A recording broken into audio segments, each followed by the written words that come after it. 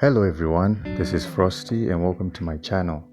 So we're basically continuing the talk that I proposed in the previous video, and if you want to watch that, it's going to be linked on top and all that. We're going to continue the talk because I took that video of a girl saying that SJWs are not ruining the industry and took it in a perspective of a person in Africa who's not in the West. So I thought maybe I can give my 2 cents specifically on that in this video, whereas I'm not responding to someone but basically bringing up points that I think are quite relevant to the situation. So when you're looking at SJWs in films and video games, I'm mostly going to focus on both because since it's a gaming channel, I still want to focus on the media aspect because when it comes to SJW stuff, most people are going to see it more in movies because it's actually infected movies more than video games. So yeah, that's where most of the focus is going to be, but I'm still going to mention games and all that. But anyways, let's get into it. So we're going to split the video into two parts. The parts are how people receive it out here, and the second part is going to be what I think about it in basic terms. All right, so that's how we're going to go with it.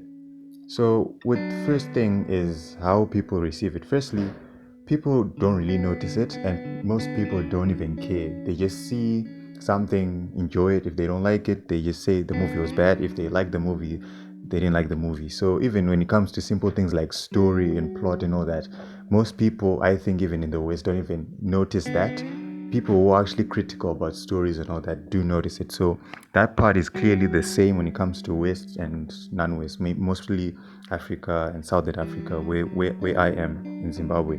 So people don't really usually care about that. So when stuff like women are better, all that, even like when you look at Disney shows, like I remember with my family, we used to watch Good Luck Charlie, and they portray the dad as a bad person. So that's all SJW stuff, feminism stuff that basically is hated in the West, and people point out a lot, but out here people don't really care. They just watch and find whatever they find funny. They find like I found Bob funny in Good Luck Charlie, so it's not something that people really cared about. But then the moment that you then start producing something that basically then makes people feel a little bit uncomfortable, that's when people start to point things out. Like I'll give you an example. So they're crazy or something. So I'll give you an example. So when Captain Marvel came out, I remember a lot of people watched it, and where I worked at the time, working as a teacher, a lot of kids would talk about it and say, well, Captain Marvel, they were split basically. These students were split. Half of them would say the movie is okay, but it's misplaced. That's mostly what people usually would say. And then the others that kind of noticed the SJW stuff would point out how the hero of Captain Marvel was not good. So in those moments when the hero doesn't seem like she's good, that's when they start noticing the flaw of writing an SJW character. So people would notice that and say, well, Captain Marvel is not much of a good person, so why is she being held as a good person in the movie? And it was made worse when they started to change the whole MCU, trying to say that she was the most powerful character and she was going to be the key to saving the universe in the next movie. When people heard that, when I mentioned that to the kids, since I knew what was going on, I told them like, well, you guys might not like her, but, and I said it in a more neutral way so that I don't seem like I was on the side. I only just said to them, well, you guys might hate Captain Marvel, but she's going to be the key in stopping Thanos. And a lot of them will start to say, no, that can't be fair. What about Thor? What about...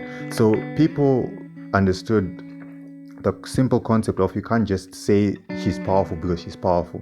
So that's when the SJW argument just fell apart. And that's my point when it comes to SJW.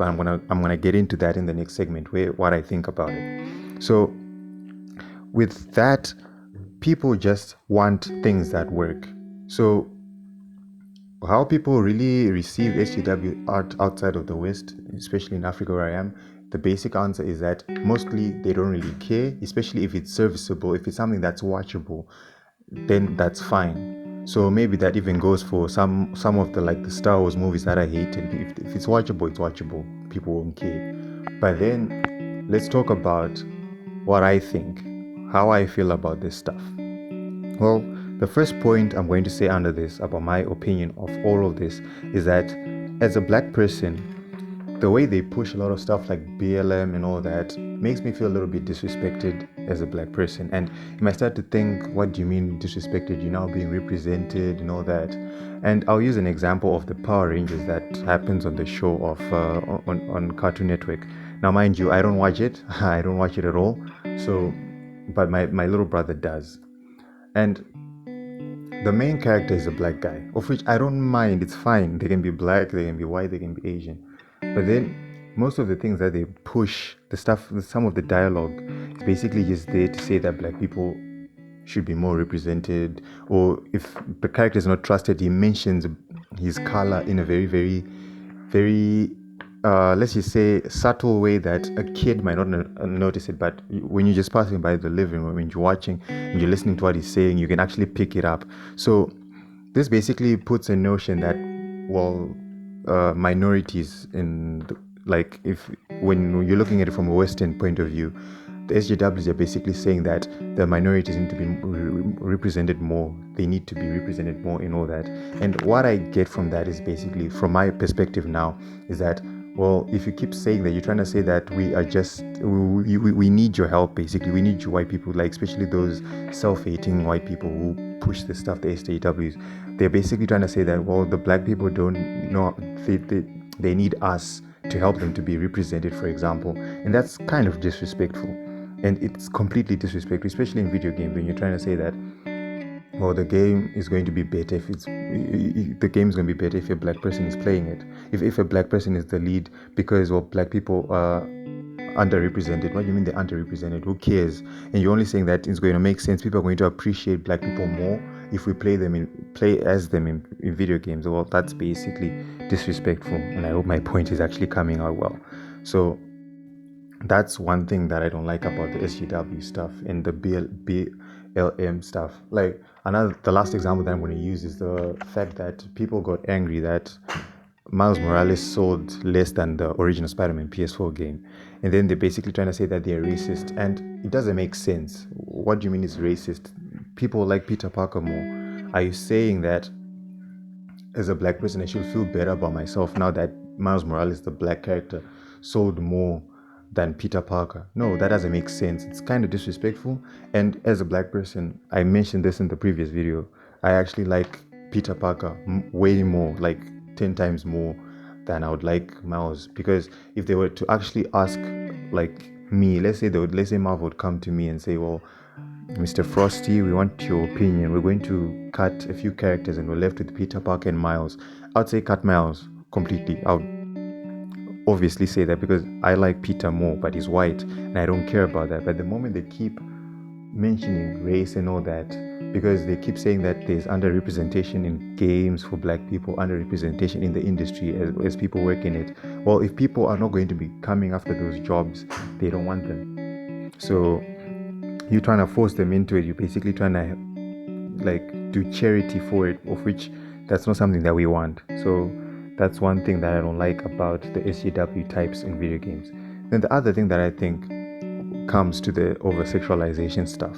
So SJWs will come in and say, well, we've got characters that are basically over-sexualized, they look way too sexy and all that, the Anita Sarkeesian types, they come out with that. And one thing that I've noticed, I've played games like Tekken and all that with a lot of people, and they never actually pointed that out at all. And they just enjoyed the game. And I think because out here we're not really exposed to too much of it, like we hate men, that the SJWs push. Maybe that's why the people out here don't even really care about it. And that's the point that I want to bring out, that the West, I think the reason why a lot more people are kind of going on the wagon of saying, yeah, we need more women, is because the idea was put out there so much that people now believe that it's true that women are just underrepresented because they're hated, of which that's not the case. Because when you look at the over-sexualization argument, well, in Africa, for example, people wouldn't care because it's 50-50. The fat people and the sexy type of girls, it's like a 50-50 split. And a lot of arguments that the SJW say is that the reason why we don't want these over-sexualized people is because a lot of women don't even look like that. Well, a lot of women do look like that.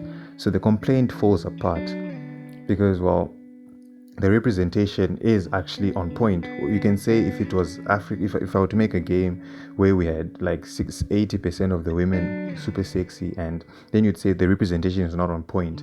But I wouldn't make a game of a fat person because most people don't find fat attractive. They would find the sexy type of girl attractive. So I would make a game with mostly that because that's what they want. If you look at games like Genshin Impact or the anime games or the Japanese games, they do that because they understand that, well, people find that attractive. They don't find the other stuff attractive. It's not something that they want. So when the SJWs now try to push and say, well, people don't like it because you're harassing women and all that, the moment that you actually arguing, bring out good points, and they say you're harassing women, then you start to ask, how are women harassed by a sexy pixel? Like, I don't know where the ideas come from. So those are my points. If I were to summarize, I'll just say that, well, the SJWs in movies and all that, they truly do affect out what we get out here, because the moment that these SJW types come in and try to push a message, that message is going to basically overshadow what we want to see in media.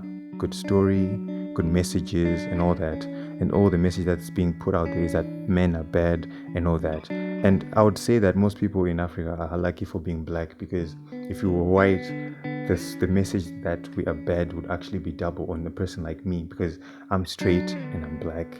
So the moment that I'm straight and black,